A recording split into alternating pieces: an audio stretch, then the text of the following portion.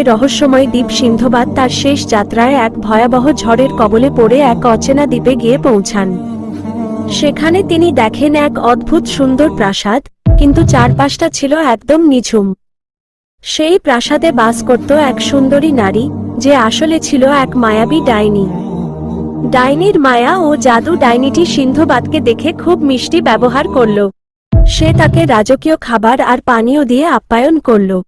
কিন্তু সিন্ধবাদ লক্ষ্য করলেন, সেই দ্বীপে আসা আগের বণিকরা সবাই কোথায় যেন হারিয়ে গেছে।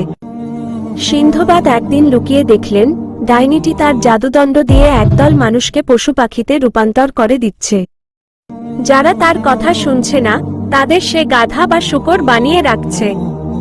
সিন্ধবাদ বুঝতে পারলেন, এই সুন্দরীর মায়াজালে আটকা পড়লে তারও একই দশা হবে।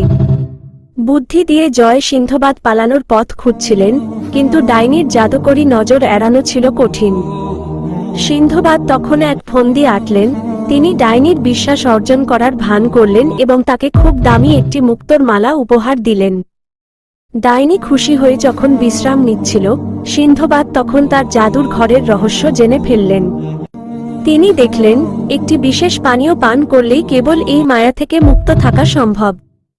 পলায়ন ও মুক্তি সিন্ধবাদ সেই পানীয়টি নিজে পান করলেন এবং ডাইনির জাদুদণ্ডটি চুরি করে ভেঙে ফেললেন।